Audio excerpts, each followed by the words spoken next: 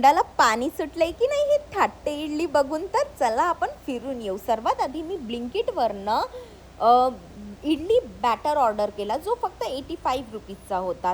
त्यानंतर मग मी एका लोकेशनला गेली आपली मिट्टी की हांडी घ्यायसाठी. त्यामध्ये मी इडल्या बनवणार आहे, जे तुम्हाला नंतर दाखवेल. तर ही लोकेशन जी आहे ती जयप्रकाश टू बाजार चौकचा जो रोड आहे जाण्याचा, ज्याला लंडन स्ट्रीट पण बोलल्या जाते, तिथे टर्टल हेअर लॉनच्या जस्ट अपोजिट रोडला थोडं समोर गेलं की आहे. मला त्या काकाने हांडी तर दिली, पण मला त्यावर झाकायला प्लेट पाहिजे होती. तर मी आत गेले, त्यांनी मला प्लेट देत होते. तर इथे मी बघितले इतके सुंदर सुंदर त्यांनी मातीचे काही वस्तू बनवल्या होत्या. इतक्या सुंदर डिझाईन्स होत्या की मला खूप छान वाटलं ते बघून. मग काकांनी मला ही हांडीवर झाकायला प्लेट दिली. म्हटलं जमलं काम. आणि हे दोन्ही मला पडलं 250 रुपीजमध्ये. पण मी थोडीशी काकासोबत भाव करायला लागली. म्हटलं जाऊ दे, चलो.